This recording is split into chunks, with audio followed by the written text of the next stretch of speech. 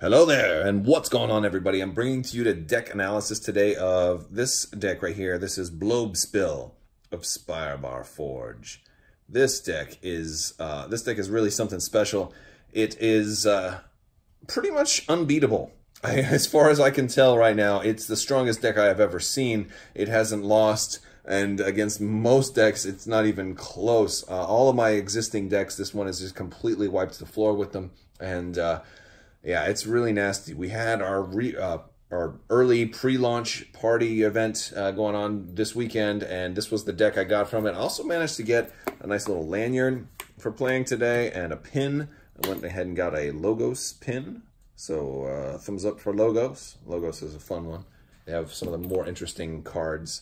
But the cards in this deck are Dis, Brobnar, and Sanctum. So I was really happy about this for a number of reasons. Since the two Gen Con decks I had shadows in them, I didn't want shadows. And I didn't have any decks with Dis or Brobnar already. So this means now that like it kind of rounds out my collection a little bit more, which was nice. But this deck is just insane. Funny thing though, and I'll tell you before I dive into this, is that we had one store. You remind your stores if they're doing this not to, to put some kind of quantity limits on a pre-release, because we had, the story I'm hearing right now is one of our local stores here in Orlando. The clerk who was up at the front desk wasn't aware of, the limited quantity and sold the entire booster box to the first person. And so everybody else at the store got nothing.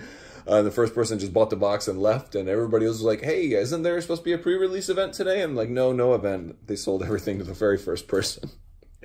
All right, before I dive into this too, I do want to remind you guys there is another round of the giveaway going on right now. So if you'd like to win a Superstar Destroyer in the form of a Cool Stuff gift card, all you have to do is subscribe and leave a comment on this or one of my videos. It's as simple as that, but this is an amazing deck. Let's break it down and look at it. I'm going to go through with like non-creatures first, because this deck is very creature heavy. So the first one is a Mighty Javelin. It's an artifact. It's a weapon type, and it gives you an Amber when you play it. And Omni, you can sacrifice it to deal 4 damage to a creature. Omni, of course, means you can do that even if this isn't your chosen house. So that one's okay. It's nice. It's nice having it out there. Omni is always a versatile effect. Then we've got Burn the Stockpile. Now, this one, I like this one a lot because this deck, while it is very strong, it doesn't have a whole lot of ways to deal with somebody who's about to forge a key. So this is one of the few that it does have. And I very much like this. It's a good way to slow down somebody from getting a huge turn. And then I do have another card here. Anger, again, ready and fight with a friendly creature. Anger is nice, and heck, being able to fight is very good because this deck is very creature heavy. Every single one of my Brobnar cards after that are all creatures, and they're all super strong. So we're gonna start with Smash. Smash, you can play him and stun a creature. When you play him, so that one's pretty good. Stuns are just an incredible effect too, by the way. Stun is a great effect. Headhunter, when he fights, you gain an Amber. We've got Valder. He's a strength 6, so we're getting kind of strong there.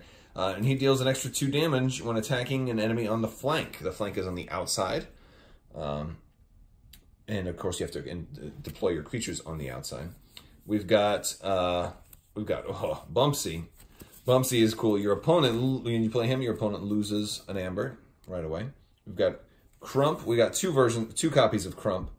Crump is nasty. After an enemy creature is destroyed fighting Crump, its controller loses an Amber.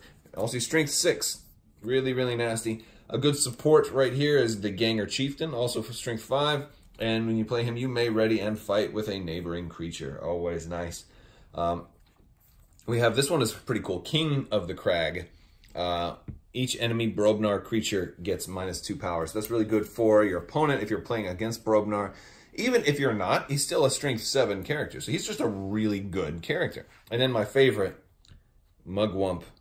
Maybe one of the best creatures of all time. After an enemy creature is destroyed fighting Mugwump, fully heal Mugwump and give it a +1 power counter. So he's just going to keep getting stronger and stronger, and like eating people fully. It's insane. Next, we're going to look at Dis. Right. We don't have a whole lot of actions here either. Again, this deck is very creature heavy, but the actions we do have are pretty good and keep it versatile. So Fear, return an enemy creature to its owner's hand. I love this card because there's so many effects that you know, where killing a creature isn't simply good enough. Like maybe they get, you know, something on them that lets them archive after you kill them, or, you know, just different effects after they die, destroyed effects, and you don't want to necessarily kill somebody. So returning a creature to its owner's hand is sometimes really nice. And there's no limitations on it, too. Gateway to Display. Destroy each creature. Gain 3 chains. Incredible.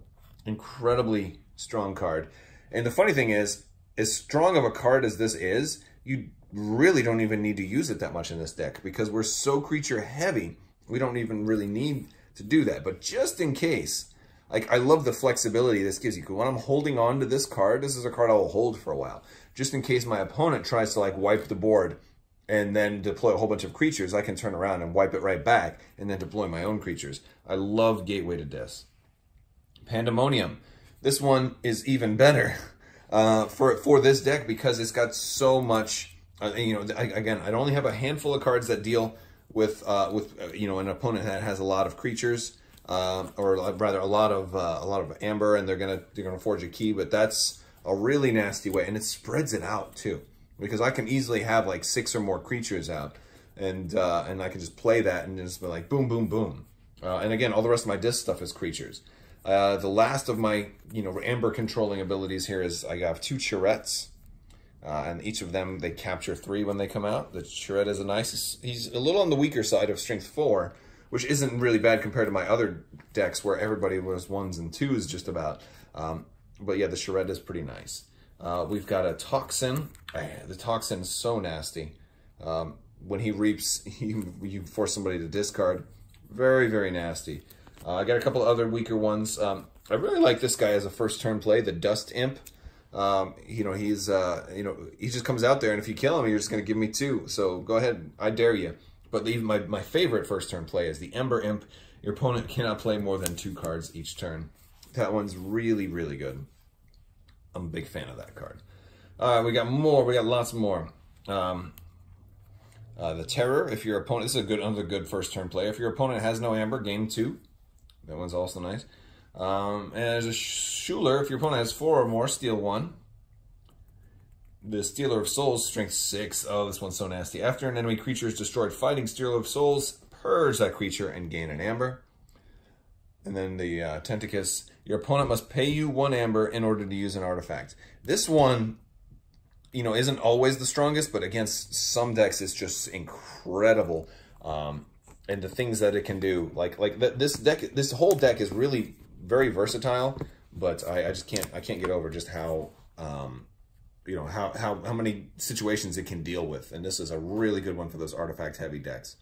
Look at our Sanctum cards. The Sanctum cards are really nice. I've got Protect the Weak, a really good one, for, especially considering how many creatures I have. If I need to protect some of those little guys, especially that one that's going to stop you from playing more than 1 card each, or more than 2 cards each turn, giving a strong guy on his flank taunt is great. I have 2 of those, so I really, really like that one. Plus, it's giving you an amber when you play it. And those are really nice upgrades. The Spirit's Way.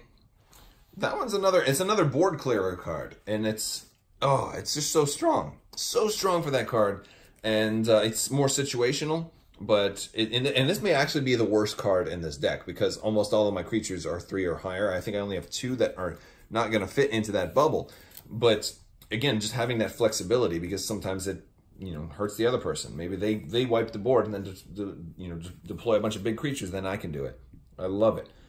Virtuous Works, just all around. That's always good. That's like amazingly good card, because you're just getting 3 amber. That's half a key right there. Take Hostages. Again, when you got a lot of creatures out there, again, just have all your creatures attack, do a huge fight, and then they're going to capture 1. A little harder, you know, to make that one work, because you have to survive, but with those big creatures that we have, it's not too hard to make them survive. And then I love this one. The Harder They Come, purge a creature with power 5 or higher. This one's a great way to get rid of a big threat to our creatures. But again, not as crucial, because I have plenty of threats myself. All right, now we've got our creatures. We got 6 creatures for Sanctum, which is just really, really insane. So which means we have 24 creatures in this deck. It's nuts. The Raiding Knight. Love this guy, right? He's got 2 armor, which means he's pretty hard to kill. And when you play him, you capture 1. He's just an all-around good card. Now, I really, really love this one, the Bulwark. He's another 4/2, but his neighbors also get 2 armor. So if you're able to combine the two, Raiding Knight and Bulwark, you give the Raiding Knight 4 armor, put that little taunt and armor upgrade on him. He's got 5 armor. The guy is so hard to kill. And that's why I like to, bounce somebody back to a hand, because the more armor they have, the harder they are to kill. And I have 4 cards left, and these are particularly nasty because they're the Horsemen. So we're going to, oh man, let's do this guy first. The Horsemen of Pestilence. And I got all 4 Horsemen, and it definitely, I haven't kept up with it, but I guess the rule is when you get 1 Horseman, you're going to get all of them. I'm not sure if that's a finite rule or what, but I'll take it because it's great. So when you play, fight, or reap, he's going to deal 1 damage to each non-horseman creature. Again, he counts as a horseman. This is tricky because he'll hurt your own creatures, but it's just so nasty because your creatures are so strong, especially some of the weaker creatures are here, but you've got armor, so you can totally afford that. It's just a great way to clear the board of all your opponent's creatures, and you control when you do it. The Horsemen of War, really good for this deck. Play for the remainder of the turn. Each friendly creature can be used as if it were in the active house, but can only fight. Amazing. So even like if you got all your Brobnar creatures out there, then you play this guy, and then all your Brobnar creatures can attack, even if you're not doing Brobnar. All of them. And this is so good in this deck because you've got so many Brobnar creatures. Horsemen of Famine. Play, fight, reap. Destroy the least powerful creature. This one's pretty good in here. Here's the problem with this card. It's great in here if you're going up against somebody who's got weaker creatures than you, which is pretty likely because most of my creatures are 5 or higher, 5, 6, and 7s. So it's usually going to kill anything that's 1, 2, 3, or 4. But if he's the only one out there, I think he has to kill himself. So, you've got to be picky and choosy on when you use him. Or you can just discard him if you don't want him and get him back later with the Horseman of Death. When you play him, you return each Horseman creature from your discard pile to your hand. Absolutely insane. These Horsemen are sick. 22 creatures in this deck, and I just can't get enough. This deck is just, it just runs crazy. And that's one of the things. It's just so creature heavy. There's not a lot of decks out there that have consistent ways to deal with creatures, because even if you wipe the board with creatures, I probably have a handful of creatures to bring them all back out next round. I can just continuously, like bring out 3 creatures a turn minimum without, not always, but I mean, generally I can do that. Sometimes I can bring out 4 or 5 creatures in a turn. It's just sick. So that has been the Blosbeville of Spirebarr Forge. Really fun deck. Just crazy, crazy nasty. I think it's going to have a lot of chains to play. And I think it's going to have to start in the 2nd tier. So maybe 7 or 8, maybe even 10 chains. I'm not sure, but we're going to do some more testing with it and figure it out. If you like this video, go ahead and give it a thumbs up. Let me know what you think down in the comments below. Don't forget to subscribe, leave a comment, click that bell for alerts, and enter that giveaway for that Superstar Destroyer. Also, you can check out Crabbok.com, and don't forget to check out KeyForge and head up to your local place this weekend. And KeyForge is launching in a couple of days, so I mean, it's a great buy-in. $10 gets you a deck. I mean, name me another game that's this much fun that you can get for anywhere in that ballpark. I mean, you can't get that much fun for this value. It's one of the best value FFG has ever put out. It's just a blast, and you buy one deck and nobody will ever have the same deck that you do. Very, very cool. I want to thank you guys so much for watching, and as always, have a great day.